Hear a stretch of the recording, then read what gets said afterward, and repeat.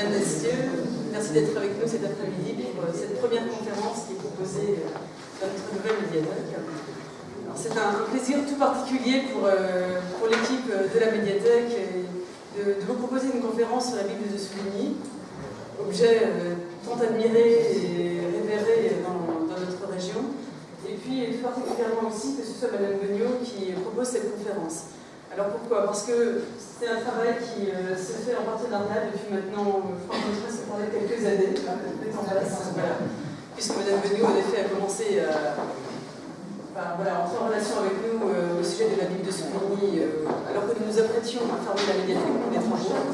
Et donc c'est un travail qui a été fait en coopération. Et voilà, nous avons été heureux d'apporter notre soutien à ce travail de recherche. Et puis, un plaisir particulier pour nous aussi, parce que je dirais que ça symbolise également notre volonté à la médiathèque d'ouvrir nos collections à des recherches de l'extérieur. Ce n'est pas un vase clos. Nous ne sommes pas les détenteurs absolus de notre patrimoine, bien au contraire, c'est le patrimoine de toute votre région.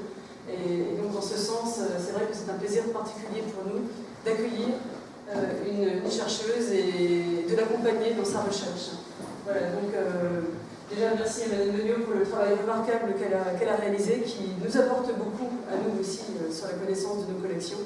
Et puis que ce soit aussi un encouragement à éventuellement d'autres travaux de recherche qui pourraient se faire dans notre médiathèque. Je vous laisse la parole. Merci. Merci, bon après-midi.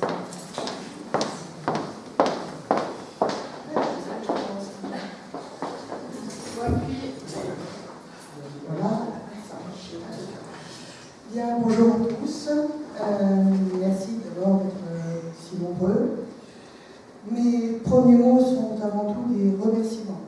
Des remerciements pour Françoise Muller, pour toute l'équipe du patrimoine, particulièrement Agnès Lega, qui m'ont soutenu, qui m'ont vraiment aidé au cours de tous ces travaux, et j'ai bien peur de continuer à les mettre en contribution. Regardez une de ces merveilleuses et délicates enluminures médiévales, c'est plonger dans un monde inconnu, parfois naïf, souvent d'une complexité et d'une puissance qui laisse pantois l'observateur. C'est un univers complet qui se dévoile sans jamais s'épuiser. La finesse du dessin, la richesse, l'éclat des ordres et des couleurs ne cessent de nous fasciner. Et on ne peut s'empêcher de penser aux moines copistes, penchés sur leur lutrin, à la lueur d'une chandelle, obscurs artisans du XIIe siècle, qui n'ont pas encore accédé explicitement au statut d'artiste. Comment tant de beauté sont-elles nées de ces temps médiévaux que certains s'obstinent à penser obscurs? Porte ouverte sur le XIIe siècle, objet liturgique, ce manuscrit fut pendant des décennies exposé solennellement aux milliers de pèlerins qui se pressaient à Souvigny, sur les tombeaux des deux saints abbés de Cluny, Mailleul, Odillon, inhumés dans la prieurale. Aujourd'hui, le pèlerinage a disparu, Souvigny n'est plus qu'une petite bourgade endormie au cœur du Bourbonnais, et pourtant, le manuscrit a conservé toute sa valeur et son actualité. Le nombre de visiteurs qui se pressent pour l'admirer à chacune de ces 3 rares expositions en témoigne. La Bible de Souvigny a donc conservé toute sa valeur, mais celle-ci a changé de registre en changeant d'époque. La Bible de Souvigny était, est et restera d'actualité. Les temps médiévaux sont révolus, la Bible et les monastères sont aujourd'hui ignorés de la majeure partie de nos contemporains, mais le manuscrit reste d'une vibrante actualité, tel un pont jeté au travers des temps. Sa valeur a seulement muté de l'objet de culte au monument historique et patrimonial. Il y a maintenant 3 ans que j'ai entamé l'étude de ce manuscrit, et tel un écheveau de laine emmêlée, j'ai tiré un à un les fils qui me permettaient de cerner mon objet au plus près. Voyage aux temps féodaux, où seigneurs, rois et papes rivalisent dans leur conquête du pouvoir et des richesses. poursuite des croisés sur les routes de Jérusalem et de Constantinople, approche du véritable empire que constitue Cluny au XIe et XIIe siècle, et les pouvoirs exorbitants de son abbé tout-puissant. Mais il me fallait aussi en comprendre le contenu, rechercher l'histoire du texte biblique lui-même, et là, un nouveau nom s'est offert.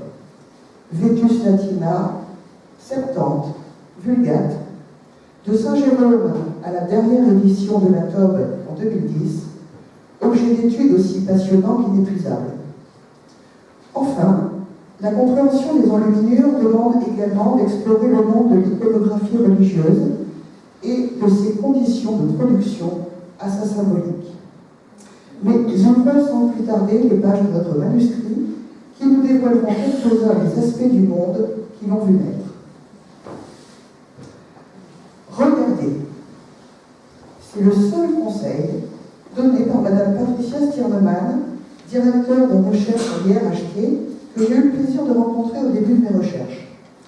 Conseil qui, de prime abord, m'avait semblé bien similaire. Cependant, je l'ai toujours conservé en tête. En effet, avant toute érudition, l'entrée dans le monde des miniatures médiévales se fait par le regard, et seule l'observation longue, minutieuse, patiente, méthodique, permet d'en découvrir progressivement les richesses et la profondeur. Ainsi, l'image ne se dévoile progressivement qu'à celui qui prend le temps de la regarder. Aussi, peut-on tout aussi bien dire que l'œuvre appelle le regard. Mais voilà, prendre le temps de regarder, n'est-ce pas justement ce qui nous manque, saturés que nous sommes par un flot d'images constants, dispensées en continu par les écrans, des publicités aux jeux vidéo. Une éducation du regard est certainement un défi à relever dans les classes de nos établissements.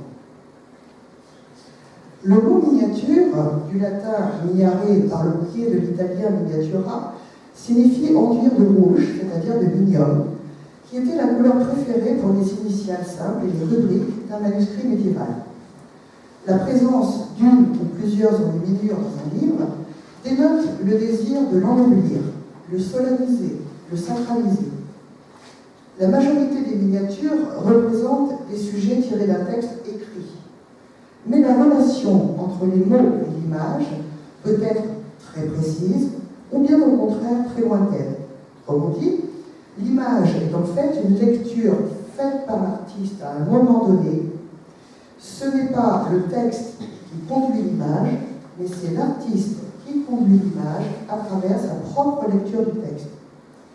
Ainsi, la miniature peut nous révéler un état de lecture ciblé dans le temps d'un texte inchangé et presque intemporel tel que la Bible, qui subit au Moyen-Âge des changements de signification successifs et très significatifs. Dans la société médiévale, dominée par une vision théocentrique de l'univers, on peut caractériser la mise en image par une dialectique entre trois tendances: concrétisation, abstraction, naturalisation. Pour fournir une image concrète de Dieu, par nature inaccessible, l'artiste peut prendre le texte au mot et rendre sensibles les métaphores du texte par un travail descriptif. Il peut également conduire son travail sur des aspects plus symboliques, abstraits, en produisant ce que l'on appelle des types et des archétypes. Enfin, la troisième tendance, après 1300, vise à décrire le plus minutieusement possible les objets, détails, ornements réels. Avant 1300, la majorité de ces artistes reste anonyme, et cette absence de documentation a entraîné bien des idées reçues qui ont tendance à faire croire que tous les miniaturistes étaient des moines, travaillant selon un programme prédéfini, de manière rigide, soumis à une tradition iconographique qui ne laisse aucune place à la création artistique au sens le plus noble du terme, et évidemment c'est très loin d'être le cas. Au Moyen-Âge, l'invisible est la source du visible. Les œuvres ont toujours un caractère éducatif, catéchétique, et la beauté formelle ne prime jamais sur le sens théologique. l'Église a rapidement été confrontée à l'ambivalence des images, qui sont en même temps distraction, repos, voire même source d'addiction. Envahissantes, comme ces images trop belles qui distraient les fidèles et induisent une concurrence entre le prêtre et l'œuvre d'art, avec en arrière-plan le risque permanent de l'idolâtrie. Double matériel de la divinité, support du rituel, le rapport des sociétés et des religions à l'image est fluctuant et complexe. Dans la Bible hébraïque, le mot idole désigne un objet façonné par la main de l'homme et qui ainsi se substitue à Dieu. On peut lire dans le texte biblique « Dieu créa l'homme à son image et à sa ressemblance. Mais quand l'homme façonne une divinité à son image, il nie la ressemblance qui le lie à Dieu. » Le psaume 113 nous dit « L'homme, image vivante de Dieu, a fabriqué une image morte. Il deviendra donc à l'image de sa réalisation. » On trouve également au chapitre 14 du livre des Sagesses « Pourquoi l'homme se sent-il investi du pouvoir de faire des dieux pour se retrouver asservi à son idole ?» Ces deux extraits dénoncent la même erreur, l'attribution à un objet de pouvoir divin, ce qui a entraîné une très longue période d'aniconisme. Après une longue période de méfiance vis-à-vis des images, les XIe et XIIe siècles voient l'avènement d'une véritable révolution iconographique avec une profusion d'images encore inédites dans la période romane. Sculptures des tympans, chapiteaux, fresques, statuaires, reliquaires anthropomorphes pourvus de pouvoirs miraculeux tels celui de Sainte Foy de Conques, en luminure, disent combien cette période est riche en images de toutes sortes. L'homme médiéval baigne dans un monde de formes et de couleurs qu'il interprète, mais cela conduit aussi parfois à des pratiques bien proches du paganisme. Rapidement, quelques voix se sont élevées à la suite de Saint Bernard de Clairvaux contre ce culte excessif, ce qui aboutira à la radicale rupture cistercienne. À partir du XVIe siècle, sous l'influence des réformes, le christianisme s'autocritique pour démontrer l'impuissance des idoles, ce qui, entre parenthèses, prouve bien qu'elles étaient en possession de ce pouvoir jusque-là. L'Église va réagir également par le Concile de Trente de 1545 à 1563 en distinguant vraies et fausses images. En effet, pour les protestants, toute image est condamnable car source d'abus et de superstition. Les catholiques, pour leur part, lui reconnaissent une fonction de médiation, une porte d'entrée de l'invisible dans le visible. C'est la fonction incarnationnelle de l'image, et ils élaborent une véritable théologie de l'image. Donc on le voit, le rapport à l'image dans les domaines religieux et culturels est complexe et variable dans le temps.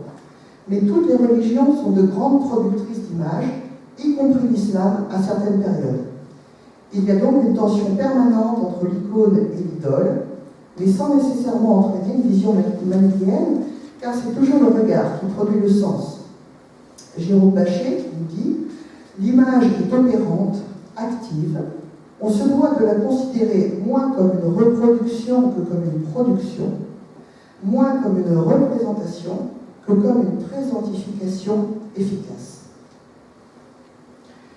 Dans le tourbillon des images médiévales, le manuscrit numéro 1 de la médiathèque communautaire de Moulins, dite Biblia Sacra en Bible de Souvigny, est remarquable et étonnant par plusieurs aspects.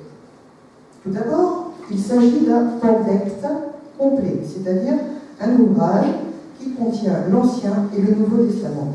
Il est dans un remarquable état de conservation. De plus, ce volume, daté du dernier quart du XIIe siècle, comporte un programme d'illustration très complet, sous forme de miniatures, lettrines historiées et enluminées, un très grand nombre de lettres décorées ou chantées. Parmi ces enluminures, 5 se distinguent particulièrement et mettent en exergue certains textes qui sont les suivants: Genèse, Samuel, Esther, Tobie et les Actes des Apôtres. Entrer dans l'intelligence du texte biblique est le deuxième axe directeur de mon travail. Fait incontournable de la dimension religieuse de la culture occidentale, la Bible est aujourd'hui encore omniprésente dans le monde contemporain. Nous évoquons une perle rare, un fils prodigue, une brebis perdue, une pêche miraculeuse, un baiser de Judas. Nous disons attendre quelqu'un comme le Messie, nous pouvons jouer les bons samaritains, pleurer comme une baleine, prendre un air de Mater de l'Orosa, chacun va porter sa croix, s'en laver les mains, ou trouver son chemin de Damas. Et même si tout cela n'est pas forcément parole d'évangile, et en tout cas pas de simplicité évangélique. Mais la Bible a également façonné le paysage occidental, et on pourrait ainsi multiplier les exemples. Aucun domaine artistique n'échappe à ce référentiel obligé, et jusqu'au plus récent, le cinéma, la bande dessinée ou la publicité. Dans un premier temps, on cherchera à cerner le manuscrit et son histoire au travers de son contexte politique, culturel, religieux de création, puis dans un itinéraire à travers les manuscrits enluminés de la période romane, qui sont rattachés à la Bible de Souvigny. Dans un second temps, c'est le texte biblique et les questions posées par son illustration qui seront abordées, avec en particulier des particularités stylistiques des enluminures de Souvigny au byzantinisme si remarquable. Enfin, une analyse croisée des textes et des 5 images mises particulièrement en exergue dans le manuscrit. En effet, le choix d'illustrer spécifiquement ces épisodes, donc création, David et Goliath, Esther Tobie et l'Ascension, est particulièrement significatif. À l'inverse, les termes traditionnellement développés dans l'iconographie médiévale, tels que les figures de Moïse, Abraham et même la crucifixion, sont dans la Bible de Souvigny curieusement absentes ou traitées beaucoup plus modestement. Le programme du manuscrit est donc signifiant tant dans ce qui est représenté que dans ce qui en est absent. La Bible de Souvigny, l'objet et son histoire. Si la Bible de Souvigny est l'un des plus célèbres manuscrits de la période romane, les ouvrages qui lui sont spécialement consacrés sont plus que rares, voire même, à mon grand regret, presque inexistants. Citées ou reproduites dans la totalité des ouvrages consacrés à l'enluminure médiévale, paradoxalement, aucun chercheur, à une exception, le professeur Walter Kahn, en 1969, ce qui commence à dater un tout petit peu, n'en a fait le thème central de ses travaux. Aussi, pour tenter de cerner au plus près mon objet, je vais dans un premier temps essayer de resituer le contexte qu'il a vu naître, le Bourbonnais du XIIe siècle. Les origines de Cluny remontent au 11 septembre 910, lorsque Guillaume, duc d'Aquitaine, fait don à Vernon, alors abbé de Beaume-les-Messieurs dans le Jura, de son domaine de Cluny, pour y fonder un monastère qui suivrait la règle de Saint-Benoît. 6 ans plus tard, Aymar, premier ancêtre connu des Bourbons et viguier de Châtel-de-Neuve, toujours pour le compte du duc d'Aquitaine, donne à l'abbé de Cluny une partie de ses terres de Souvigny, alors Sylviniacum, avec une église dédiée à Saint-Pierre, en rémission de ses péchés et pour le salut de son âme. L'installation des moines clunisiens à Souvigny ne semble dater que de 960, c'est-à-dire sous l'abbatiat de Mayol. Le prieuré va connaître un essor rapide et il devient très vite l'un des plus importants de l'Ecclesia Cluniacensis et figurera parmi les 5 filles de Cluny. La mort du 4e abbé de Cluny à Souvigny, le 11 mai 994, contribue largement à cet essor. Canonisé dans les années qui suivent son décès, Saint-Mayol est l'objet d'un culte très vivant tout au long de l'époque médiévale. En 1008, le monastère est érigé en prieuré. En 1049, Saint-Odilon, successeur de Mayol, à qui l'on doit entre autres la trêve de Dieu et la fête des morts, décède à son tour à Souvigny. Alors, l'afflux des pèlerins est considérable et amène à un agrandissement de l'église par d'importantes constructions telles que des hôtelleries et infirmeries. Les religieux, qui obtiennent des sires de Bourbon toute franchise, droit et immunité, disposent également du privilège incontestable, celui de battre monnaie. L'abbé Odilon, qui favorise la diffusion du culte de Mayol, dont il écrit une vie entre 1031 et 1033, est inhumé à ses côtés dans la crypte de la première église priorale qu'il avait probablement lui-même fait construire. Étape sur le chemin auvergnat, Souvigny reçoit la visite en 1095 du pape Urbain II. Celui-ci procède à une translation des reliques de Mayol qui prennent place dans le vaisseau central de la nef devant le chœur. Par la suite, les restes de Saint-Odilon rejoindront ceux de son prédécesseur dans le même caveau que surmontera un monument couronné de gisants des deux abbés Crosset et Mitré, mis à jour par les fouilles de novembre 2001 et qui ont depuis mai 2009 retrouvé leur place au centre de la nef. Donc on le voit au XIe et XIIe siècle, le rayonnement spirituel de Souvigny est immense, tout comme sa puissance temporelle. Vers 1150, le prieuré compte sous sa dépendance 8 monastères, 50 églises, 18 chapelles. Le prieur de Souvigny est un véritable seigneur, dont la juridiction s'étend non seulement en Bourbonnais, mais également en Nivernais, en Auvergne, Berry et Limousin. Le pèlerinage sur les tombeaux des deux saints est une source inépuisable de revenus dans lesquels les moines puisent pour agrandir et embellir l'Église. Et les nombreux miracles renforcent l'attrait de ce pèlerinage qui se poursuit jusqu'au XVIIe siècle. La fondation Cluny et son extraordinaire développement font de ce monastère un modèle envié, puis critiqué, à la tête d'un ensemble de maisons appelées Ecclesia Cluniacensis, puis érigées encore à partir du XIIIe siècle. Il compte plusieurs centaines d'établissements dispersés à travers l'Europe. Cette puissance résulte de circonstances favorables, certes, mais aussi de la personnalité de ces grands abbés, dont Pierre le Vénérable, Mayol et Odilon, Hugues et Pierre, dont les abbatiats entre 910 et 1156 sont considérés comme l'apogée du rayonnement de Cluny. L'organisation clunisienne est nettement féodale. Au sommet, l'abbé suzerain, qui domine toute une hiérarchie de vassaux, supérieurs d'abbayes secondaires ou de prieurés, qui dépendent de lui plus ou moins directement. En 2 siècles, la puissance de Cluny s'étendit sur toute l'Europe, regroupant des milliers de religieux, disposant d'innombrables possessions territoriales. Le rapide panorama qui précède permet de saisir combien la religion est structurante au Moyen-Âge, en particulier à travers les ordres réguliers, dont les maisons quadrillent tout le territoire. Ce premier pôle offre la référence institutionnelle à toute une société en l'absence d'un pouvoir royal affirmé et centralisé. En effet, la féodalité se caractérise par un émiettement du pouvoir entre de petites entités locales, dirigées par des seigneurs jaloux de leurs prérogatives, dont les ducs de Bourbon sont de parfaits représentants. Ils constituent le second pôle de référence à Souvigny, et logiquement, les moines bénédictins et les sires de Bourbon ne manqueront pas de s'affronter pour se partager richesse et pouvoir. Peu à peu, on verra émerger une troisième composante, les bourgeois de Souvigny, qui arrachent progressivement privilèges et franchises à leurs 2 puissances tutélaires. Le premier seigneur connu de Souvigny, on l'a vu tout à l'heure, Aymar, acquit le château de Bourbon et donne le nom à la famille, dite Maison de Bourbon. Donc, à partir de ces 2 pôles, Cluny et Souvigny, se développe le monachisme bénédictin et la province du Bourbonnais, dont Souvigny est la première capitale. La concurrence, d'une part, entre le pouvoir des moines appuyé sur le formidable ordre de Cluny et le pape, et d'autre part, la puissance politique féodale et le pouvoir seigneurial d'une famille à la puissance grandissante, entraînent de bien nombreux conflits qui conduisent les Bourbons à quitter Souvigny et à s'installer à Moulins à partir du XIIIe siècle. Cependant, on sait que le monastère de Souvigny restera métropole des Bourbons jusqu'au XVIe siècle.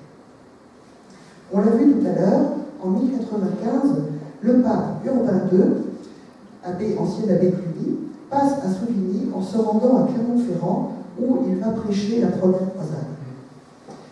À mi-chemin entre l'expédition guerrière et le pèlerinage, les croisades marquent la volonté d'expansion de l'Occident et d'une chrétienté conquérante face à un monde musulman divisé. Et c'est sans doute sur les chemins de Souvigny à Constantinople qu'il faut chercher la source des influences orientales qui vont marquer l'enluminure de nombreux manuscrits de cette époque. Perpétuellement à court d'argent, Archambault VI, duc de Bourbon de 1116 à 1171, multiplie les chartes de franchise sur ses terres, puis emprunte de grosses sommes d'argent aux moines de Souvigny, qui possédaient le pouvoir de battre monnaie, le tout pour financer ses expéditions en Terre Sainte. De nombreux chevaliers ou simples pèlerins étaient déjà revenus de terre eux les visions fascinantes de l'Orient, mais aussi des maladies telles que la lèpre. La seconde croisade n'entraîne pas l'enthousiasme populaire qui avait précédé la première expédition. Suger a même tenté de dissuader le roi Louis VII de se lancer dans une telle aventure. À Ratisbonne, le roi reçoit les envoyés de Manuel Comnène, qui a pour un instant restauré l'empire grec de Byzance. Inquiet de voir ces rustres occidentaux traverser ses possessions, il demande qu'on lui dépêche 3 députés comme garant des assurances qu'on lui a données, et Archambault figure parmi les négociateurs. La prise de Jérusalem par Saladin en 1187, puis les attaques de Tripoli, Antioche et Saint-Jean-d'Acre ont précipité le retour en France des artisans occidentaux qui se trouvaient en pèlerinage et en activité en Terre Sainte. D'autre part, le patriarche de Jérusalem séjourne en Occident en 1184. Il s'agit d'Héraclius d'Auvergne, originaire du Gévaudan. Il voyage en Italie, en France et en Angleterre à la recherche de soutien pour une nouvelle croisade. Il est accompagné du grand maître français des Hospitaliers, Roger de Molène, et de Arnaud de Touroge, grand maître catalan des Templiers.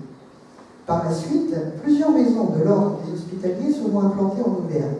Et c'est justement à cette époque-là que Bernard, le sacristain du prieur Émeric, dont le prieuré se situe autour de 1183-1206, a fait réaliser pour Souvigny un devant d'autel, un rétable, ainsi qu'une douzaine de manuscrits dont notre Bible fait certainement partie. Les croisades sont aussi l'occasion d'échanges culturels. Les œuvres de l'Antiquité grecque et les savoirs arabes pénètrent dans le monde latin. L'art occidental emprunte à l'art byzantin et musulman. Les monuments de la Sicile et du sud de l'Espagne illustrent bien ce mélange de cultures. Quelques espaces apparaissent comme des terres de contact intenses, l'Andalousie, la Sicile, où le roi Roger II laisse le souvenir d'un roi tolérant, mais aussi, bien sûr, les États latins d'Orient, où les populations musulmanes et chrétiennes échangent leur savoir. Certes, le XIIe siècle est marqué par les vives tensions entre les mondes musulmans, byzantins et occidentaux, mais aussi par un immense marché centré sur la Méditerranée et animé par les métropoles fascinantes de Bagdad à Cordoue, en passant par Damas, Le Caire, Tunis, Séville, carrefour de peuples et creuset d'échanges religieux, économiques et techniques. Les splendeurs de l'Orient, comparées à la vie grossière et parfois recluse du monde occidental, tournent la tête à plus d'un de ces petits seigneurs féodaux ou cadets familles désargentées à la recherche de terres ou d'exploits pour sortir de leurs conditions. Et avec eux, c'est le petit peuple des artisans qui les entoure, et ainsi, les merveilles byzantines ont un écho dans tout l'Occident, expliquant sans doute le courant byzantinisant qui se répand dans l'art roman à la fin du XIIe siècle. La Bible de Souvigny a été réalisée dans une période particulièrement riche sur le plan iconographique. Elle participe donc intégralement à cette grande révolution des images qui secoue l'Occident depuis le XIIe siècle. En règle générale, l'illustration se réfère au début du chapitre. Les découpages et articulations du texte déterminent donc, pour une grande part, le contenu des représentations. Dans la plupart des grandes Bibles, seule l'initiale de chaque livre est enluminée et historiée. Lorsqu'elles comprennent les prologues de Saint Jérôme, l'initiale du prologue est le plus souvent seulement et simplement décorée. La Bible de Souvigny fait ici encore figure d'exception, car les initiales des prologues y sont également historiées, comme c'est le cas du livre d'Esther qui est actuellement exposé. Dans la seconde partie, nous verrons donc l'itinéraire de ce manuscrit. Conservé à la médiathèque de Moulins sous la référence manuscrit numéro 1, la Biblia Sacra, ou Bible de Souvigny, est un manuscrit sur parchemin. Il contient 210 feuillets de 56 sur 78 cm, pliés en deux, ce qui représente environ 200 pelotons pour un poids de 32 kg. Deux copistes ont transcrit le texte. Chacun pouvait recopier entre 170 et 200 lignes par jour, et l'écriture des 400 feuillets représenterait au moins 1 an et demi de travail. Les 5 grandes peintures, une centaine d'initiales ornées, des milliers de lettrines organisent et animent le texte. La Bible de Souvigny est le chef de file de ce que l'on appelle le groupe des Bibles du centre.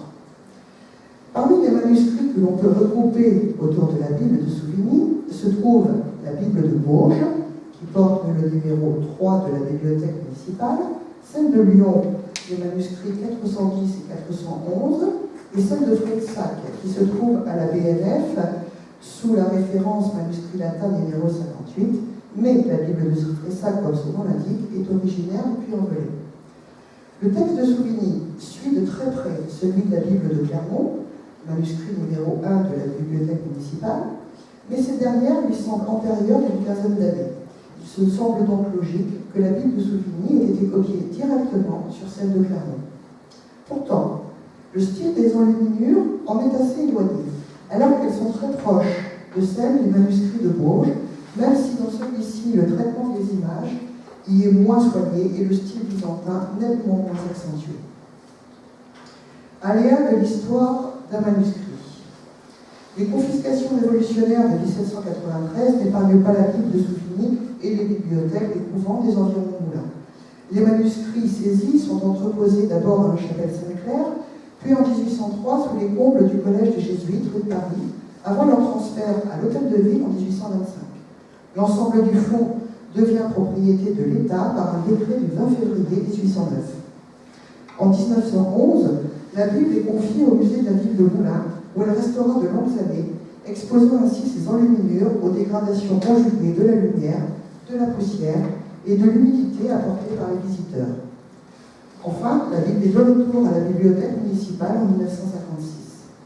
Elle a été classée monument historique le 2 décembre 1927 et en 1980, les ateliers de la Bibliothèque nationale de France restaurent la Bible. En particulier, ils déposent la reliure de 1833, c'est la reliure en velours rouge qui se trouve exposée dans la vitrine d'à côté, pour la remplacer par une peau que l'on peut voir aujourd'hui. Dernière étape de cet itinéraire, en 2010 et 2011, le projet de numérisation complet est développé avec la Société Archédome, qui va donner naissance au premier ouvrage de notre bibliothèque numérique. Au XIe siècle, l'enlumineur est davantage considéré comme un artisan que comme un artiste. Nous n'en connaissons d'ailleurs pratiquement aucun. Obscur moine copiste, rubricateur, enlumineur, doreur, qui nous ont transmis du fond des âges ces œuvres uniques. Il y a donc autant de méthodes, de recettes de couleurs, de liants que d'enlumineurs. Cependant, on peut diviser le travail en 4 grandes étapes. Tout d'abord, l'épure ou esquisse.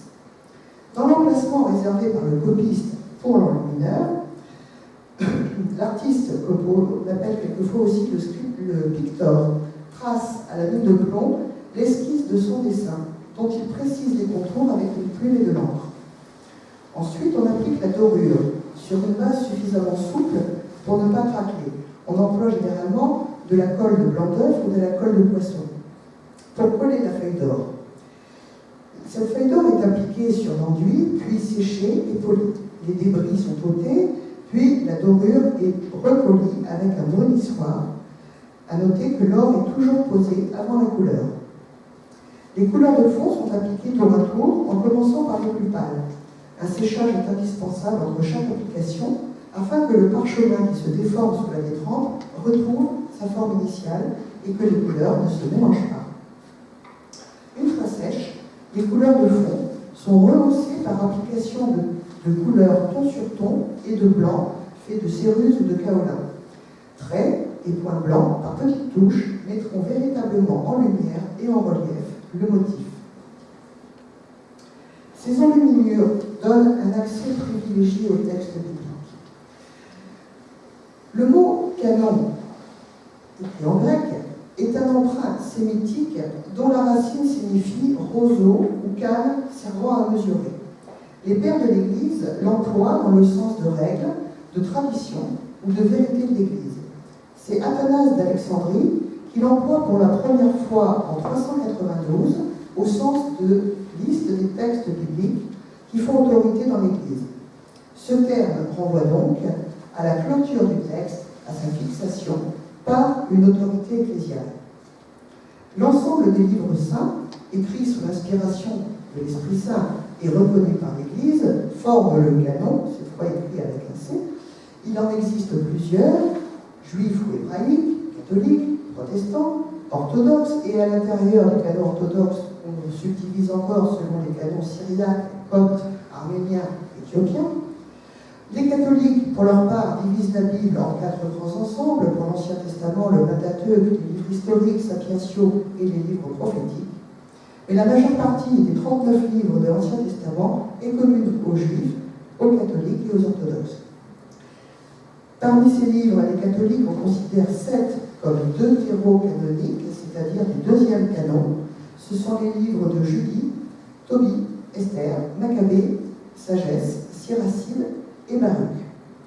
La disposition des livres dans la Bible de Souvigny est peu habituelle et on ne la retrouve pratiquement que dans le livre de Clermont, ce qui plaide pour dire que Souvigny est une copie de la Bible de Clermont.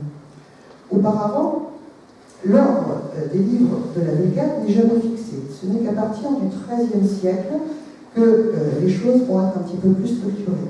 Auparavant, les variantes sont innombrables. D'autre part, la division des livres de la Bible que nous connaissons en chapitres et versets ne date que du début du XIIIe siècle. Auparavant, le texte est divisé en ce qu'on appelle des péricopes, c'est-à-dire des ensembles de mots ou de phrases qui font sens, mais qui peuvent tout à fait varier d'une copie à l'autre. Donc, la question du canon biblique est extrêmement complexe, et cela devient carrément inextricable si on y ajoute le problème des sources. Juste un exemple, dans la dernière édition de la TOB 2010, on trouve 2 traductions du livre d'Esther, l'une à partir du texte hébreu et l'autre à partir du texte grec de la Septante, et les nuances entre les 2 textes sont très significatives. La pluralité des versions de la Bible est le signe de l'adaptation du texte inspiré à un contexte politique, social, culturel et religieux donné. Les diverses versions qui nous sont parvenues sont donc le résultat d'une vaste entreprise d'appropriation et donc d'interprétation du texte. Il s'agit non seulement de la traduction, mais d'une véritable volonté d'acculturation. La compréhension du texte ne peut donc se faire qu'à l'intérieur d'un temps et d'un contexte donné et daté, si l'on veut éviter les anachronismes ou encore les lectures fondamentalistes. De plus, habitués que nous sommes à la diffusion de textes strictement identiques par le biais de l'imprimerie, il convient de garder à l'esprit qu'un manuscrit est avant tout une copie, parfois objet, entre guillemets, d'amélioration du copiste. Il faut aussi se souvenir qu'un livre est alors un objet très coûteux et que la Bible, dans son immensité, est hors de portée de toutes les bourses. Une édition peut donc parfois donner lieu à des compromis, mais non pas théologiques, mais surtout budgétaires, qui se traduisent le plus souvent par des coupes sombres, surtout dans les livres de l'Ancien Testament. Les particularités stylistiques des enluminures de la Bible de Souvigny. Ainsi resituées dans leur contexte historique et artistique, les images de la Bible de Souvigny dévoilent toute leur force expressive, renforcées par leur qualité picturale et surtout par leur style si particulier, hérité de l'art byzantin. Ce style est si caractéristique qu'il fait qu'on les reconnaît du premier coup d'œil et en premier. Il se caractérise avant tout par le travail de l'or.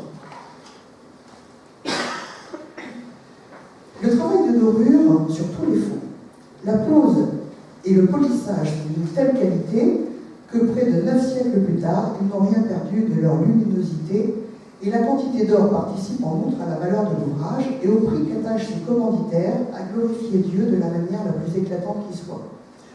Ceci dit, la richesse des enluminures est également un bon moyen pour le propriétaire du manuscrit d'en mettre comme on dit plein les yeux aux visiteurs auxquels le livre est montré.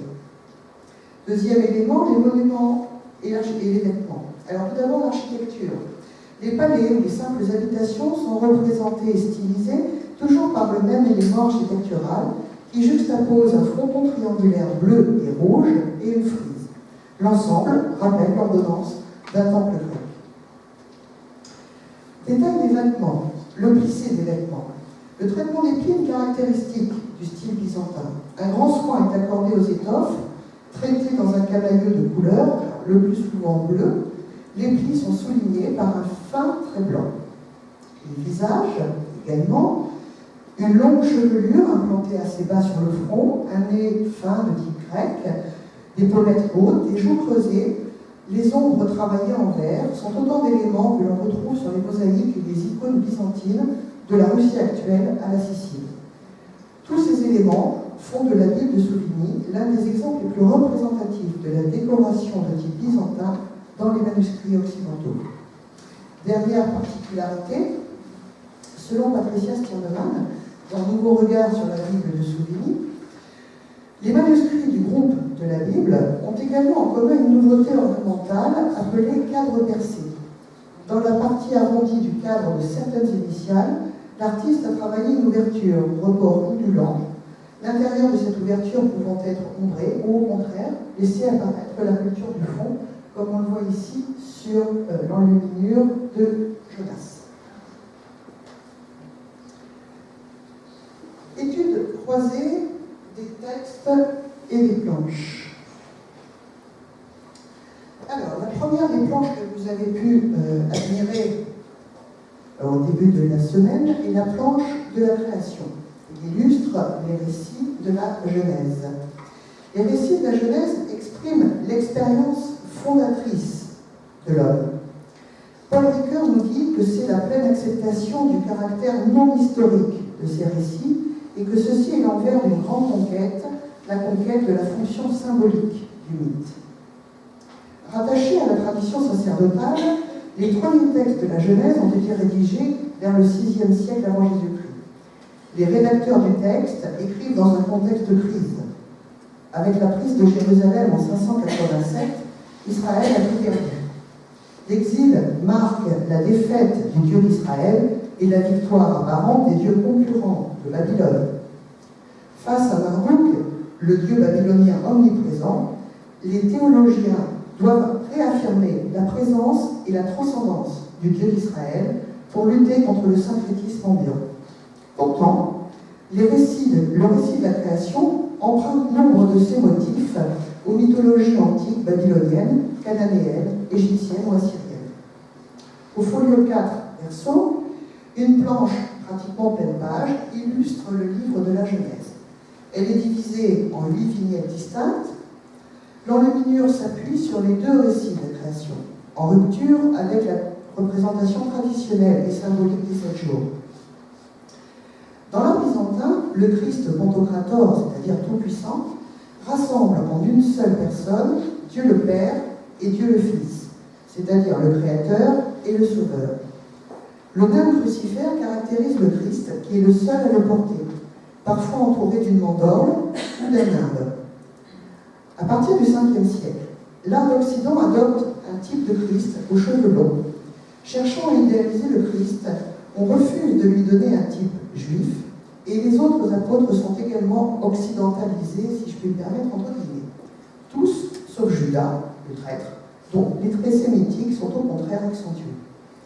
De même, le Christ imberbe est peu à peu éliminé par le Christ barbu. La barbe étant l'attribut obligatoire des ascètes et des philosophes, elle caractérise le Christ enseignant ou souffrant. Les 6 premières scènes portant sur Genèse chapitre 1, versets 1 à 26, et les 2 dernières sur Genèse chapitre 2, 21-25 et Genèse 3, 1 à 7. L'artiste a donc fait le choix d'une illustration qui n'est pas linéaire, mais sélective. Genèse 1 est pratiquement intégralement illustrée, et le choix s'est porté sur 2 épisodes importants des 2 chapitres suivants. Comme on peut le voir, le cadre extérieur est bleu foncé, souligné d'un liseré bleu clair. Les 8 vignettes ont une taille identique, elles sont délimitées par un trait rouge rehaussé de pointillés blancs. Les fonds sont or, les couleurs dominantes bleu et rouge. Les 6 premières sont divisées en 2 parties horizontalement, avec à chaque fois le Christ en haut et un aspect de la création en bas. La 7e est divisée en diagonale et la dernière verticalement. Sur la scène 1, le Christ, vêtu à l'antique et paré d'un âme cruciforme, siège dans une mandorle rouge. L'esprit est traditionnellement représenté par une colombe.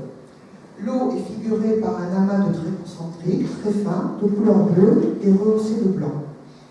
Dans ses mains, Dieu présente 2 médaillons, un bleu et un rouge, comportant une figure qui peut représenter soit la lumière par une figure masculine et les ténèbres par une figure féminine, soit une anticipation de la création de l'homme et de la femme de la scène 8.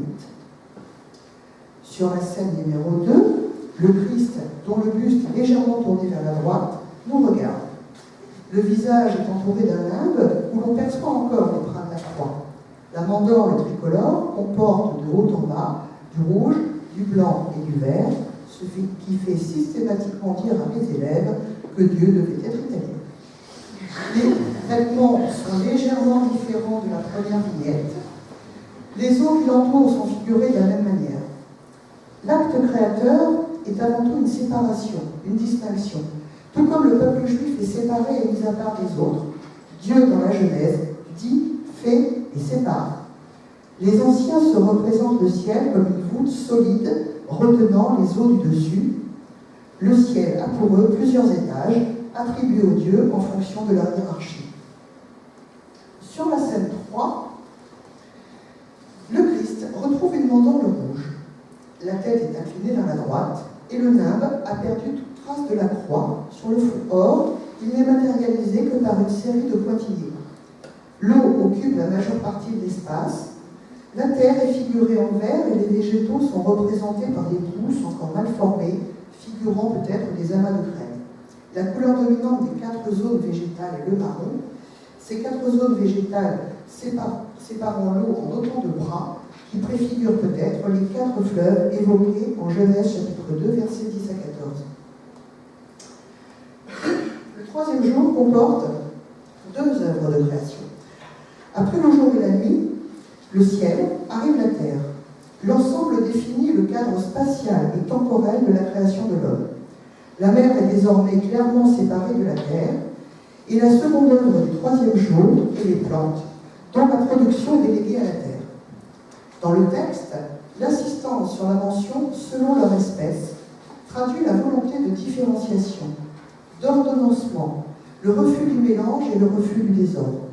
La parole, la séparation, la domination permettent de sortir du chaos, des ténèbres, du désordre, ce que l'on nomme en hébreu le tohu bohu.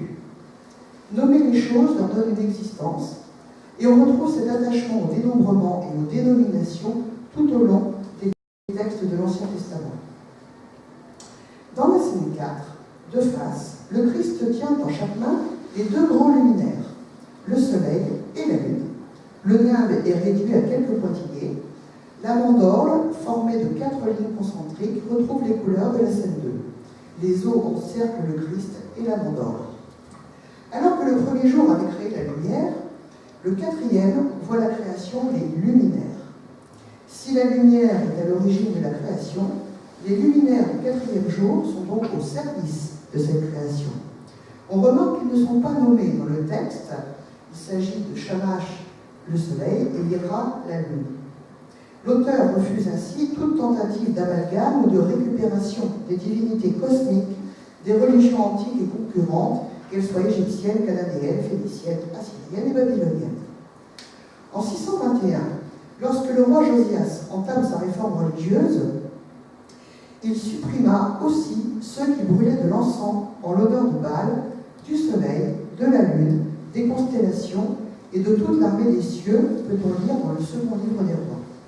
Pour l'auteur, le soleil et la lune ne sont pas des divinités, mais des outils pour rythmer la vie des hommes, son travail et son repos. Cette vignette illustre donc la séparation du temps. À partir de la scène 5, la rupture est importante. C'est l'introduction dans la création des êtres vivants. La rupture se marque par la mandorle, de taille plus réduite et de couleur bleue, rehaussée de points rouges, qui n'occupe plus que le tiers supérieur de la vignette. Penché vers la droite, le Christ semble faire jaillir les oiseaux des flots, tandis que par transparence, on aperçoit les poissons brouillés dans la mer. Les caméliaux de bleu, qui donnent à l'eau sa profondeur, son mouvement et sa transparence, dévoilent également une étonnante silhouette anthropomorphe, alors que, à ce moment, l'homme n'était pas encore créé. Il s'agit d'une sirène, que la typologie médiévale range au rang des monstres marins et non plus des oiseaux tels que le concevaient les antiques. Lorsqu'elle tient un poisson à la main, ce qui est le cas ici, c'est, selon François Garnier, le symbole de la tentation, du pouvoir, des honneurs, des richesses, voire même parfois de l'avarice, du mensonge et de la luxure. Moi qui ai très mauvais esprit, je ne peux pas m'empêcher de vous dire que le pictor a certainement fait un petit clin d'œil à ces bénédictins commanditaires. Dans la scène 6, la création des animaux terrestres utilise la même disposition. Dans un paysage de rochers, on voit pêle-mêle une vache, un cheval, un âne, un cerf, un chien, une chèvre dressée sur ses pattes arrière qui mange le buisson, peut-être un lapin, la tête d'un ours ou d'un renard, une sorte de reptile. Un jour, une enfant à qui je regardais cette image me dit « mais c'est une tortue, pourquoi pas une tortue ?» et un autre animal doté de grandes cornes verticales. Les animaux de la Terre sont séparés en 3 classes selon le texte, les animaux domestiques, les reptiles et les bêtes sauvages. Et à nouveau, l'accent est mis sur leur différenciation. Selon leur espèce, est répété 4 fois dans ces 2 versets.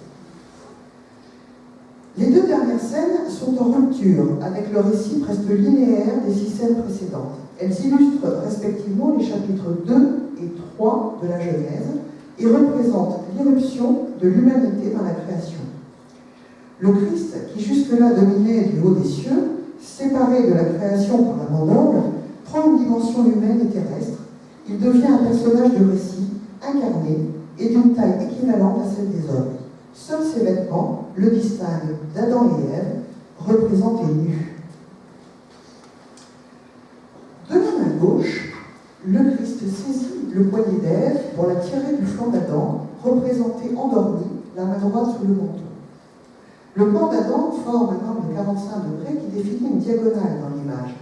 Il est allongé sur un fond vert qui le recouvre partiellement. En Genèse chapitre 2, verset 7, on peut lire « L'Éternel Dieu forma l'homme de la poussière de la terre, il souffla dans ses narines un souffle de vie, et l'homme devint un être vivant. » On peut donc émettre l'hypothèse que l'imagie a fait le choix ici d'une illustration synthétique, en représentant dans la même scène la naissance d'Adam et d'Ève. La couleur verte est relativement rare dans la palette du peintre, elle renvoie à la vie, elle fait également référence au limon qui fertilise. Cependant, on peut noter que dans le texte hébreu, c'est le rouge, totalement absent ici, qui symbolise le souffle vital. La scène représente donc dans le même mouvement la création d'Adam tirée de la terre et la naissance d'Ève, sortie de la côte d'Adam. Ève, dont le bas du corps est masqué et vertical, elle regarde le Christ qui la tient par le poignet, représentation symbolique de l'ascendant de l'autorité exercée par une personne. Et comme on n'a jamais fini de lire ces enluminures, mon fils me faisait remarquer, il y a encore peu de temps, que la représentation d'Ève était bien celle d'un moine qui avait certainement peu fréquenté d'individus féminins, puisque si vous regardez les tablettes de chocolat d'Ève, elle ressemble plus à Schwarzenegger qu'à une diva, et visiblement sa poitrine est également un monde totalement inconnu pour notre pictor. La dernière scène représente l'irruption du péché originel. Les divisions sont uniquement verticales. Elles sont représentées par 3 arbres, dont seul celui du milieu, c'est-à-dire l'arbre de la connaissance, porte des fruits. Adam et Ève et le serpent bleu, enroulés autour du tronc de l'arbre qui forme l'axe de symétrie de la scène. La tête du serpent est tournée évidemment vers la femme, qui tend de la main gauche le fruit défendu à Adam, dont on remarque que la main droite est à la hauteur du visage, c'est-à-dire exactement dans la même position que dans l'image précédente. Cela signifie qu'il est toujours plongé dans sa torpeur, autrement dit que cette pauvre victime n'est absolument pas responsable de ce qui lui arrive. Le Christ est absent de cette dernière scène, signe que c'est désormais l'humanité qui assumera le poids de son péché. À l'harmonie originelle, manifestée par une organisation horizontale, Dieu au-dessus, la création en dessous, succède une division verticale issue de l'intervention du péché. La scène de la création d'Ève, organisée selon une diagonale, est le moment déterminant qui fait la transition entre un âge idyllique et le temps du péché que les hommes devront désormais assumer. Dieu a terminé sa tâche, l'homme doit donc désormais exercer sa liberté. Et à nouveau, on observe que l'épisode majeur du chapitre 3, à savoir la chute et l'expulsion, qui ont pourtant donné naissance à une iconographie très riche à toutes les époques, ne sont pas représentés dans la Bible de souvenir. Très largement inspiré des mythes et légendes qui circulent dans le Proche-Orient ancien, tels que l'épopée de Gilgamesh, le livre de la Genèse a une valeur universelle qui ne cesse de questionner les rapports entre les hommes et les dieux, la place de l'homme dans l'univers, sa singularité par rapport aux animaux, le sens de la vie, le sens de la finitude de l'homme et l'énigme de la mort. Cependant, si Israël a pu puiser dans les traditions littéraires de ses voisins, le récit a toujours été soigneusement purifié de tout ce qui est polythéiste, en le rattachant à l'expérience historique et religieuse du peuple élu. Tout comme le reste de l'Ancien Testament, la Genèse peut être lue et interprétée dans son contexte géographique, religieux, politique et culturel. Par leur statut de récit fondateur, on peut dire que les récits du Pentateuque fonctionnent comme une véritable tradition mythique pour le judaïsme et le christianisme. La planche de David et Goliath. Primitivement, les livres de Samuel ne formaient qu'un seul ouvrage. Lors de leur traduction en grec, ils furent écrits sur 2 rouleaux de longueur à peu près égale, et cette division finit par s'imposer. D'autre part, dans l'édition grecque, ils furent unis au livre des rois qui étaient eux-mêmes en 2 volumes. L'ensemble de ces 4 livres formait alors le livre des règnes. La Vulgate latine a adopté cette division, mais sous le nom des 4 livres des rois, où les livres de Samuel sont intitulés alors premier et second livre des rois. L'histoire de David et Goliath a tous les aspects d'un récit épique. L'enluminure de la ville de Souvigny suit presque littéralement le récit. La planche qui représente l'histoire de David et Goliath se trouve au folio 93. Elle forme le frontispice du premier livre des rois, mais l'épisode qu'elle relate se trouve au chapitre 17 du premier livre de Samuel. L'épisode du combat de David contre Goliath est un épisode mineur, somme toute, du récit biblique. Cependant, il a connu rapidement une très grande popularité, car la victoire du petit contre le grand est un thème universel qui résonne très bien à toutes les époques. Richement colorée, mais toujours dans les dominantes de bleu et de rouge, cette image comporte un très grand nombre de personnages. David lui-même y est représenté 7 fois. La première scène est conçue comme une introduction à l'action. Le texte auquel elle se réfère se trouve d'ailleurs dans le chapitre précédent, premier livre de Samuel, chapitre 16. On y voit le prophète Samuel, nimbé de rouge, oindre le jeune David, nimbé de vert, devant son père Isaïe et ses frères. La scène 2, au niveau intermédiaire, toujours dans les dominantes de bleu. La scène de gauche est animée par 3 taches rouges, formées dans la partie haute par le lion qui attaque les brebis, la tunique de David qui le frappe, et en bas le résultat de l'action, c'est-à-dire le lion mort. Les brebis tournées vers la droite sont dans les tons bleutés, mais elles ne sont absolument pas inquiètes de la scène qui se déroule juste au-dessus d'elles. 2 chèvres blanches sont également figurées, tête bêche, et le bas de la scène est traversé par la lance de Goliath qui provient du niveau inférieur.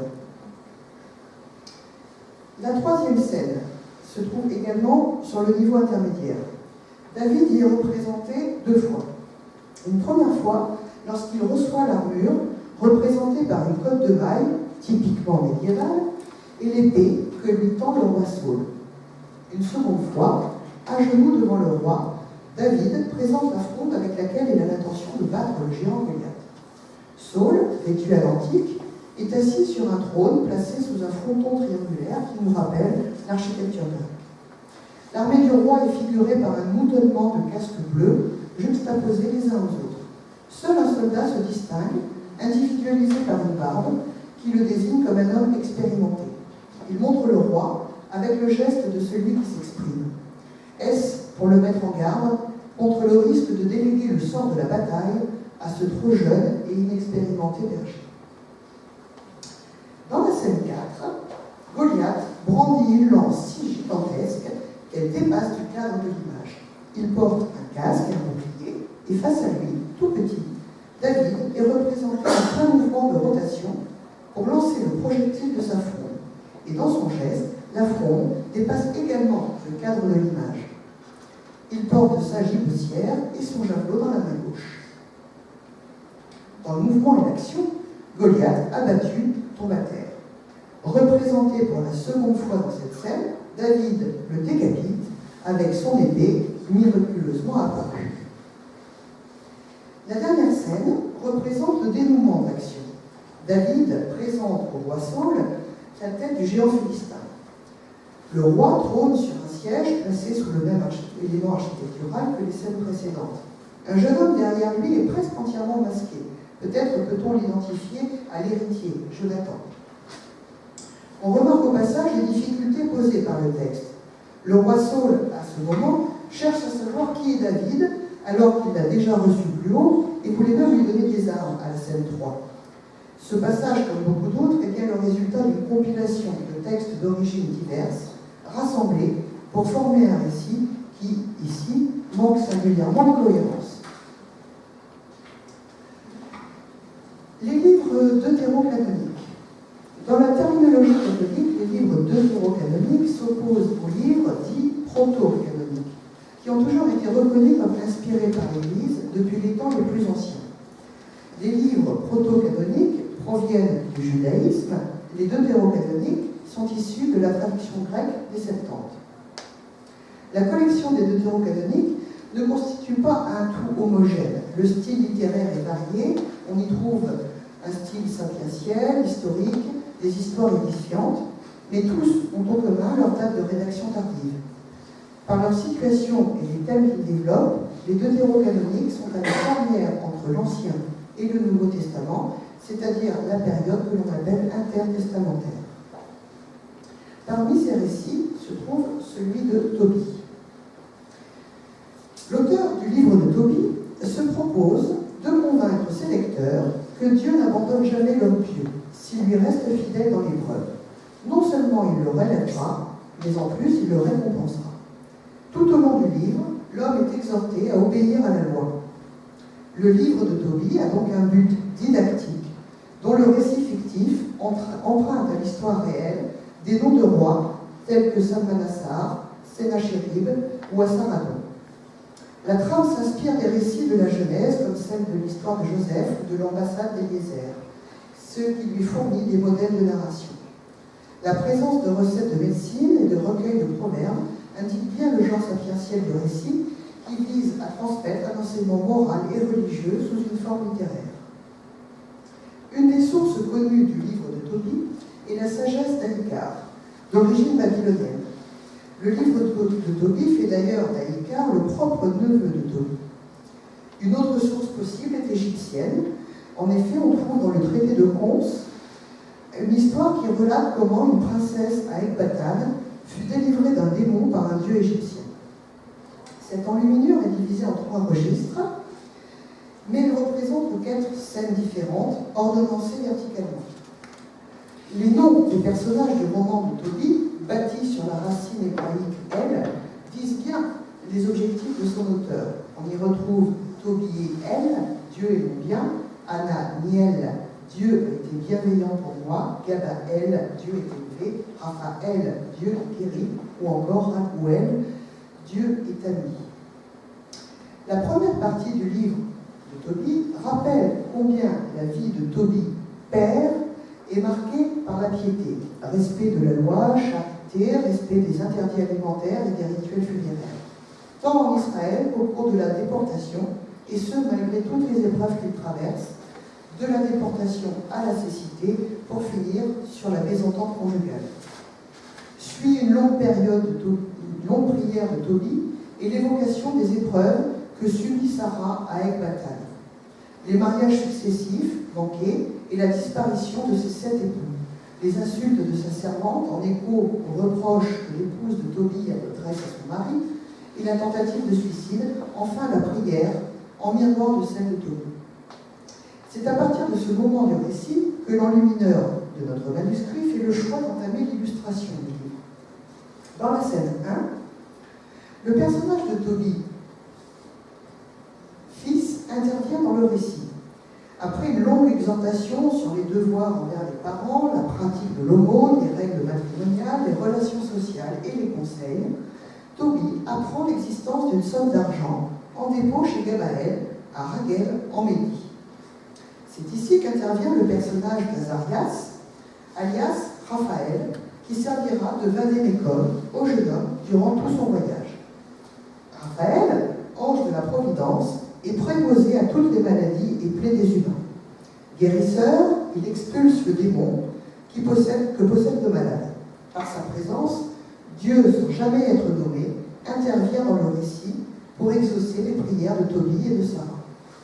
La scène représente le vieux Tobie aveugle, les yeux fermés, sa femme Anna et le jeune Tobie accompagné de son chien avec son baluchon qui suit Azarias. La disposition des mains indique ici l'organisation du récit et suit une logique de gauche à droite. Anna, les deux mains ouvertes, implore et se désole de voir son fils partir pour un si long et risqué voyage. Tobie, le père, fait le geste de l'envoi de sa main droite en direction de son fils. Tobie, fils, est déjà en marche et se retourne comme pour rassurer ses vieux parents, tout en désignant l'ange de la main droite qui saura le guider et le protéger. Azarias, enfin, désigne le ciel d'où il vient et place ainsi le voyage sous la protection divine. L'ensemble forme donc une boucle de la prière de Tobie à la réalisation de ses vœux par une suite intermédiaire. Un détail, le chien de Tobie. Il n'y a que très peu de chiens dans la Bible, et pratiquement toujours associé à une image très négative. Les Hébreux y voient un animal impur au même titre que le porc. L'Ancien Testament les décrit comme répugnants, voraces, dangereux. Cette impureté du chien se retrouve aujourd'hui encore dans l'islam et dans les civilisations du Moyen-Orient. Le livre de Tobie est pratiquement la seule occurrence biblique où le chien a un rôle positif. À l'imitation d'Argos, le chien d'Ulysse dans l'Odyssée, il est le messager qui annonce à son père le retour de Tobie. Au chapitre 11, on peut lire « Alors le chien qui les avait suivis durant le voyage courut devant eux et arrivant comme un messager, il témoignait sa joie par le mouvement de sa queue et ses caresses. » La présence de cet animal familier n'a d'autre fonction au cours du récit que d'assurer une protection contre le mauvais œil, de symboliser la fidélité de Tobie à ses devoirs filiaux. Au niveau intermédiaire, au cours du voyage aller de Ninive à Ecbatane intervient l'épisode du poisson. Dans le texte, au chapitre 6, on peut lire « Tobie partit donc, et le chien le suivit, et il demeura la première nuit près du fleuve Tigre. Et il sortit pour se laver les pieds, et voici qu'un énorme poisson s'avança pour le dévorer. Tobie, plein d'effroi, jeta un grand cri en disant « Seigneur, il va se jeter sur moi. » Et l'ange lui dit « Prenez-le par les ouïes et tirez-le à vous. » Ce ayant fait, il le tira à terre, et le poisson commença à se débattre à ses pieds. Alors l'ange lui dit « Videz ce poisson, et prenez-en le cœur, le fiel et le foie, car ils vous seront nécessaires pour des remèdes très utiles. » Messager de Dieu, l'ange Raphaël enseigne aux hommes les pratiques efficaces de la magie et de la médecine. L'ange lui dit « Si vous mettez sur des charbons, une partie de son cœur, sa fumée chasse toutes sortes de démons, soit d'un homme, soit d'une femme, en sorte qu'ils ne s'en approchent plus. Et le fiel est bon pour oindre les yeux où il y a quelques plaies, et il les guérit. » Ce rituel magique d'expulsion des démons par la crémation des abats du poisson n'a aucun équivalent dans la magie antique. Il évoque simplement le symbole du feu purificateur et la libération des forces vives censées être contenues dans le cœur et dans le foie. Par contre, l'utilisation de la bile et du fiel de poisson est un remède attesté dans la médecine populaire antique pour le soin des yeux. Sur le plan symbolique, cette première épreuve que rencontre Tobie va lui fournir les armes pour surmonter la seconde, la rencontre avec le démon Asmodée. C'est donc le même poisson qui servira à guérir le vieux Tobie de sa cécité et à délivrer Sarah du mauvais démon qui est en elle. Donc par l'intermédiaire de Raphaël, Dieu a donné à Tobie le pouvoir de les délivrer tous les deux. La couleur dominante de la scène est le vert.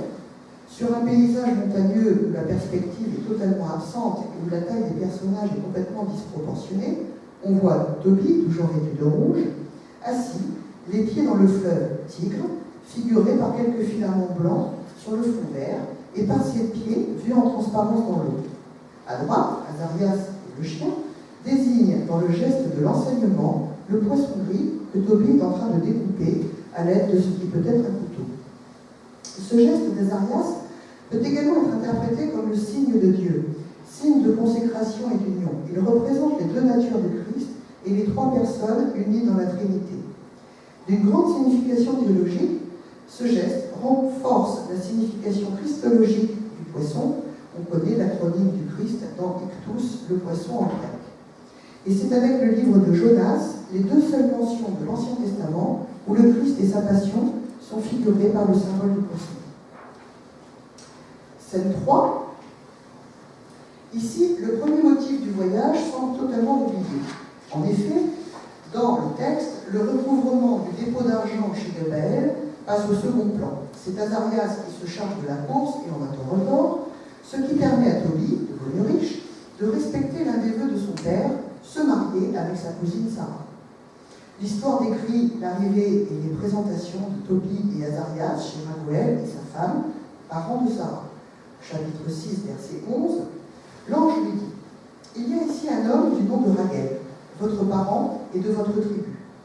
Il a une fille nommée Sarah, mais il n'a pas de fils, ni d'autre fille que celle-là. Tout son bien vous sera dû, et il faut que vous la preniez pour épouse.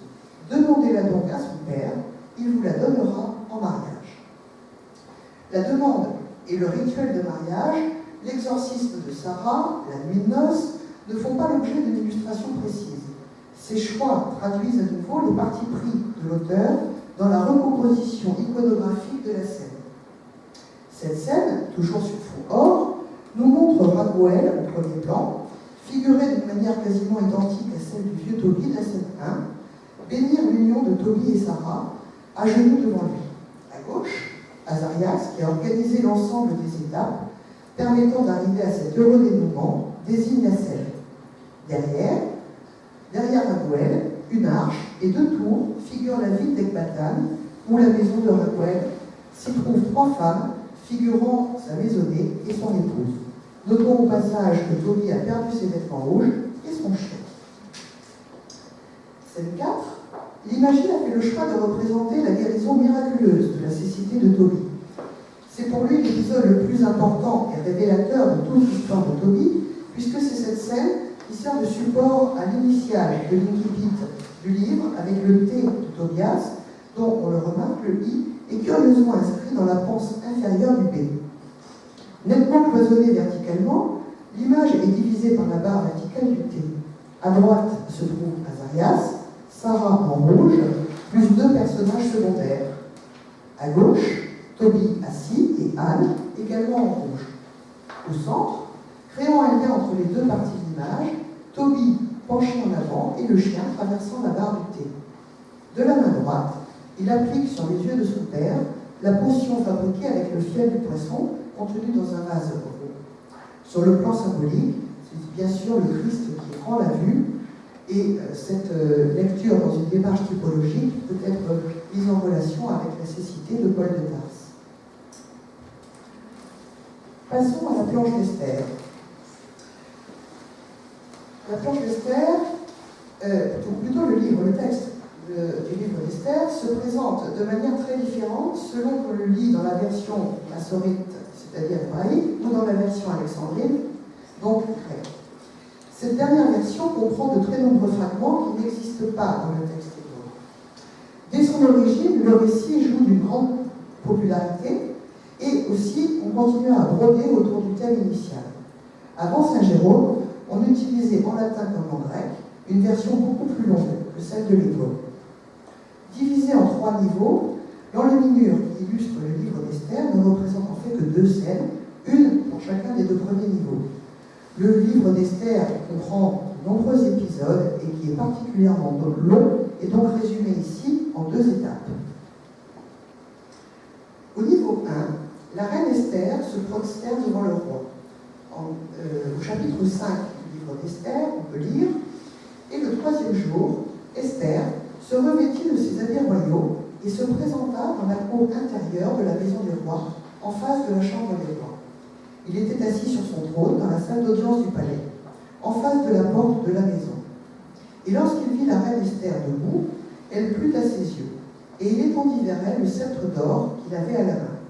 Esther, s'approchant, baisa l'extrémité du sceptre.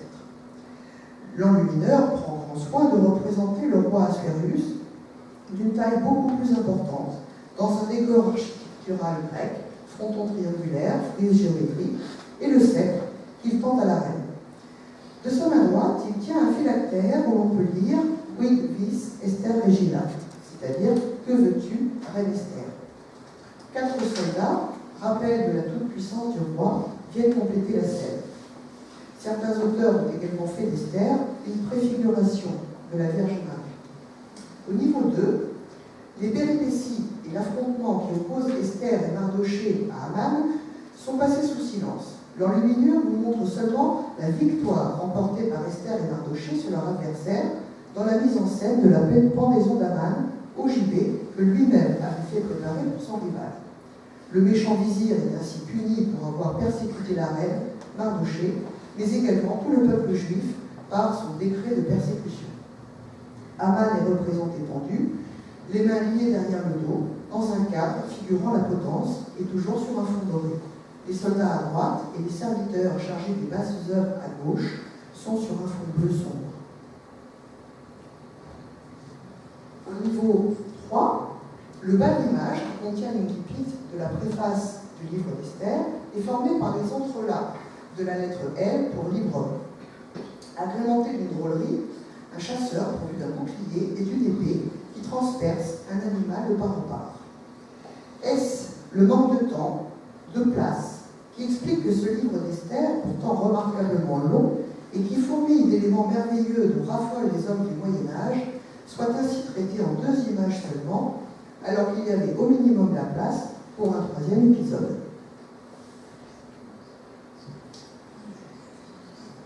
La planche de l'Ascension. Dans la Bible de Souvigny, la seule planche illustrant le Nouveau Testament figure l'Ascension du Christ en frontispice des Actes des Apôtres, au folio 342 verso. L'Ascension, épisode majeur des Évangiles, est relatée en Marc chapitre 16, en Luc chapitre 24 et Actes chapitre 1. Il désigne l'élévation de Jésus et la fin de son parcours terrestre. L'expression utilisée dans le texte emploie un verbe passif. Il fut élevé. Tout comme les messagers précisent qu'il leur devint invisible. Référence directe au prophète Élie qui déclare « Si tu me vois pendant que je serai enlevé loin de toi, ainsi il en sera pour toi. » Mais cette interprétation théologique de l'Ascension s'établit par une autre référence à l'Ancien Testament. Aux Actes, verset 9, on peut lire « Une nuée le déroba à leurs yeux ». Dans la tradition de l'Exode, la nuée signale la présence de Dieu. Un Dieu qui se révèle à son peuple et tout en restant caché. C'est la nuée qui guide le peuple et Moïse dans le désert. Le même thème de la nuée est également visible dans un épisode de la Transfiguration où elle symbolise la présence de Dieu. Les représentations de l'ascension dans l'art sont dominées par 2 grandes traditions. Tout d'abord, le type oriental byzantin qui représente un Christ passif élevé par des anges à l'intérieur des mandorles. Dans le type occidental, le Christ s'élève seul. C'est ce modèle qui devient dominant à partir du XIe siècle. Les représentations associent la Vierge et les apôtres en nombre variable, entre 11 et 14, et le plus souvent 12. Et c'est saint Paul qui remplace alors Judas Iscariote. Ce parti pris de représenter un Christ acteur de son élévation répond à des préoccupations théologiques et à la nécessité de convaincre définitivement ceux qui en doutent encore de la double nature de Jésus. La composition est à 2 étages, comme les représentations classiques de la Transfiguration. Le groupe de ceux qui sont restés sur terre comprend la présence de la Vierge, qui n'est attestée nulle part dans le texte. Elle est représentée orante, donc dans l'attitude de la prière. Elle personnifie symboliquement l'Église que le Sauveur, en remontant au ciel, laisse sur la terre. Sur un fond doré, la composition de l'image est remarquablement géométrique. Le bas est divisé en 3 registres verticaux, formant un carré parfait. Il comprend la Vierge au centre et de chaque côté les apôtres, un groupe de 7 et un groupe de 6. Au-dessus, un triangle est formé par les phylactères, portés par les 2 anges, et il permet de faire le lien avec la mandorle parfaitement circulaire qui entoure le Christ. On sait que dans la symbolique médiévale, le carré représente le monde terrestre et toute son imperfection, alors que le cercle renvoie à la perfection de la divinité. Le triangle symbolise l'union de l'ordre terrestre et divin. C'est un lien spirituel qui permet d'articuler les deux dimensions. On retrouve ce triangle également dans l'architecture romane. La Vierge a une taille disproportionnée par rapport aux apôtres. Certes, elle est le personnage principal de la moitié basse de la composition, mais sa grande taille permet également de l'inclure dans une autre ligne, ici représentée en jaune, qui forme un demi-cercle. Cela permet de l'envelopper en partie dans la moitié haute de l'image, celle du monde divin, tout en montrant qu'à travers elle, donc l'Église, ces deux mondes sont comme emboîtés l'un dans l'autre et communiquent au travers de cette figure médiatrice. Les deux dimensions célestes et terrestres sont à travers la Vierge engagées l'une dans l'autre et non seulement juxtaposées. En haut, le Christ siège sur un trône. Sa main droite levée dans le geste de l'enseignement. Un nimbe crucifère entoure sa tête, comme sur la première représentation de la planche de la Genèse. Deux anges soutiennent la mandorle et remplacent les nuées, et présentent un phylactère de l'autre main. Un élément végétal fait le lien entre les deux phylactères, et on peut assimiler ces deux anges aux mystérieux hommes vêtus de blanc qui interpellent les apôtres dans le texte. Dans la partie basse, la place particulière dévolue à Marie, pourtant absente du texte, renforce la fonction de médiation qui lui est dévolue par l'Église. On observe ici encore que le peintre, loin d'une volonté d'illustrer le texte, se fait le rapporteur de la vision ecclésiale de l'épisode de l'Ascension à travers ses choix picturaux. La Vierge, nimbée de rouge, est nettement dissociée des autres personnages. Elle est richement vêtue de bleu, comme les apôtres. Ses mains et son regard sont dirigés vers le haut. La douceur et l'expressivité du visage sont remarquables et tranchent avec les autres visages, représentés souvent de manière inexpressive et erratique. Un apôtre au premier plan à gauche se distingue des autres par ses vêtements rouges et par le fait qu'il est presque chauve, par opposition à tous les autres abondamment chevelus.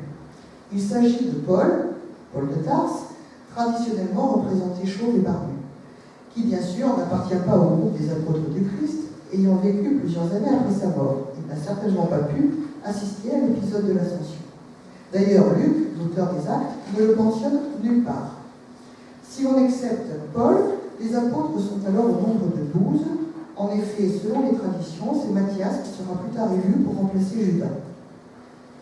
Dans toute l'iconographie du XIIe siècle, le nombre de disciples oscille dans les représentations entre 9 et 14, selon les manuscrits. La Vierge et Saint Paul sont donc des ajouts de l'iconographie à la représentation de l'Ascension.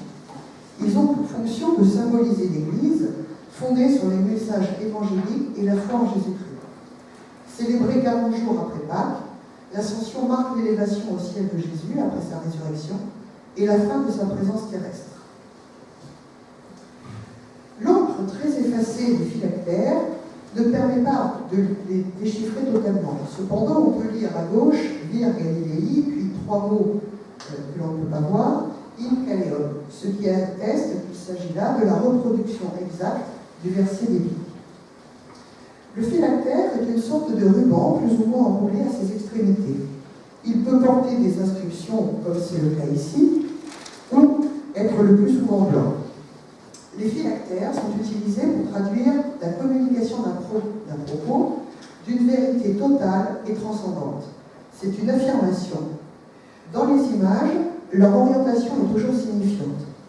Descendant et adressés à un groupe par Dieu, des anges ou des prophètes, ils ont valeur de prescription, d'ordre ou d'enseignement. En conclusion, à l'issue de ce parcours à travers les enluminures de la Bible de Souvigny, il apparaît que l'ensemble du programme iconographique de notre Bible est une relecture chrétienne de l'ensemble des livres de l'Ancien et du Nouveau Testament, avec une mise en perspective du message évangélique. Les 5 grandes enluminures de la Bible de Souvigny forment à elles seules un corpus signifiant. Leur objet n'est pas tant d'illustrer le texte qu'elles précèdent, mais elles ont bien en elles une signification substantielle. Qu'est-ce qui fait alors la cohérence de ce corpus? Qu'est-ce qui justifie le choix de l'artiste de mettre en valeur ces scènes qui, en dehors de la création, ne se réfèrent pas à des épisodes bibliques majeurs? Le texte fait naître une image, mais l'image a sa vie propre et va au-delà du texte, puisque très souvent, l'imagier amalgame plusieurs textes. Dans la Bible de Souvigny, l'image a son autonomie propre. La sélection originale opérée dans les épisodes bibliques est faite dans un but moral et propose un itinéraire de sainteté à travers des figures exemplaires qui amènent à la résolution de la dualité née du péché originel, de la création, à la résolution des tensions et au retour de l'unité dans l'ascension avec le retour de Dieu. Également liées à la figure de la femme, les 5 planches enluminées de la Bible de Souvigny sont organisées dans un double mouvement, descendant dans la création jusqu'à la chute d'Adam et Ève, mais également avec l'incarnation du Christ, qui se fait homme sur l'avant-dernière de 8 vignettes représentant la Genèse. Mouvement ascendant ensuite, à travers les personnages de David, Tobie, Esther, qui conduit au retour de la figure divine avec l'ascension qui clôt le cycle terrestre de la vie de Jésus, et grâce à la médiation d'Église.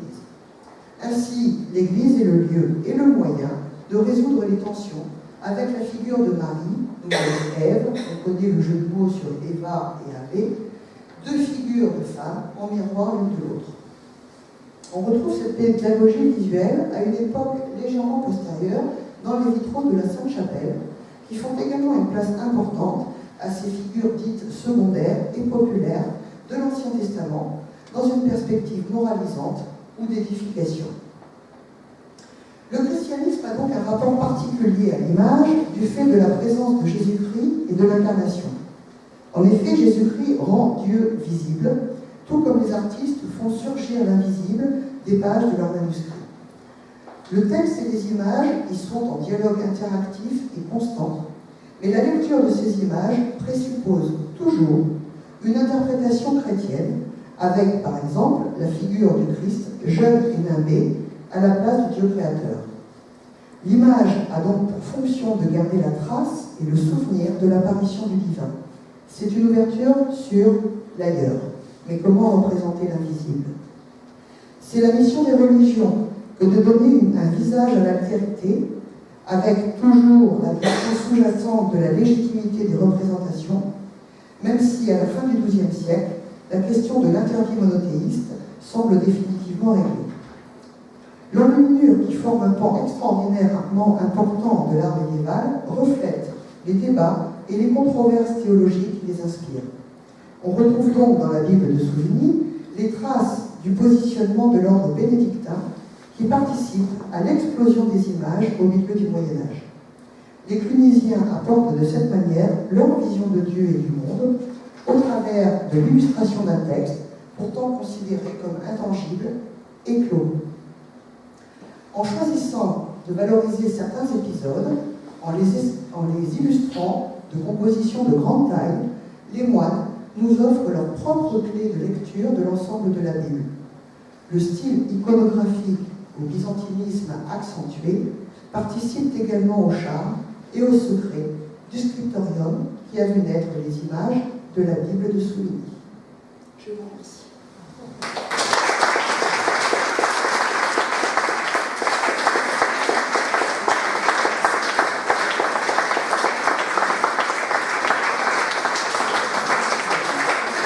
Pour ne pas alourdir encore un peu plus mon propos indigeste, je vous ai épargné la bibliographie, mais je tiens tout ça à votre disposition, ainsi que quelques-uns des ouvrages que j'ai utilisés qui se trouvent sur la table ici, et je répondrai avec plaisir et dans la mesure de mes moyens à toutes les questions. Je vous remercie.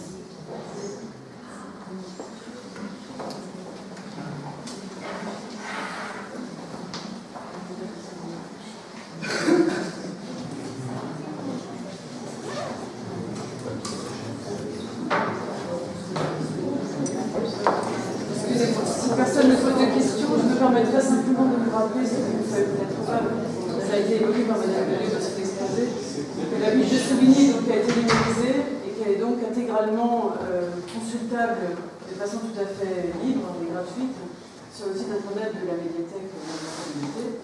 Vous y avez également accès sur la borne tactile qui se trouve juste à l'entrée. Je vous rappelle également que la ville de Souvigny est actuellement exposée depuis l'ouverture de la médiathèque, dans l'entrée de la médiathèque, jusqu'au 31 octobre, aux horaires d'ouverture de la médiathèque, et tous les jours nous changerons la page qui est exposée.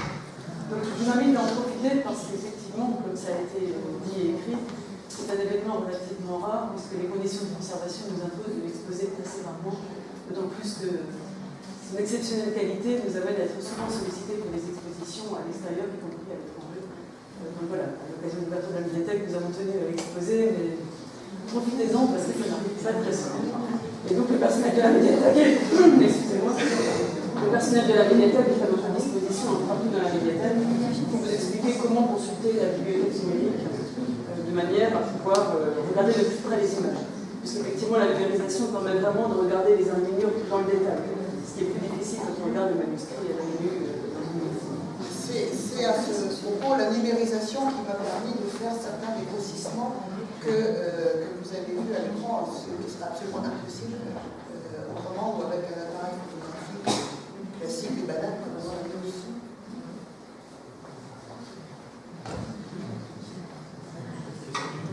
Et des livres de cette qualité, il en existe combien normalement?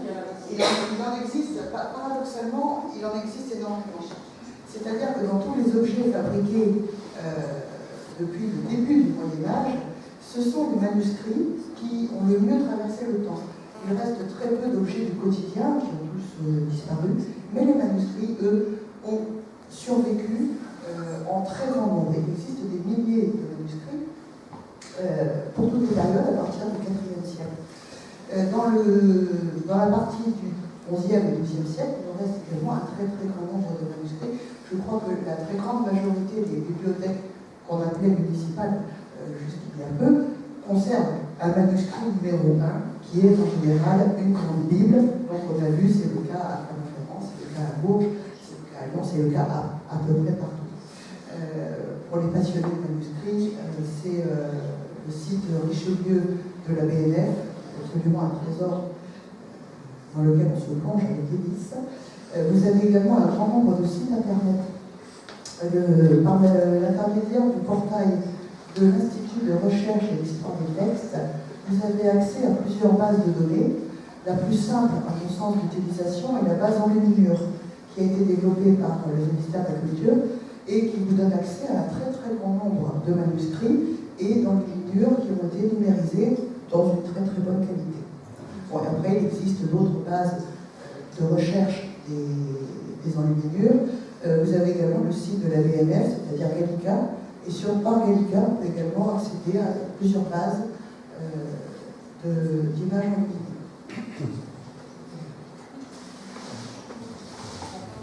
J'ai bien repéré dans ce que vous avez dit qu'il y a 5 grandes scènes qui sont données dans une perspective du symbolisme et disons de cette relecture faite par les moines.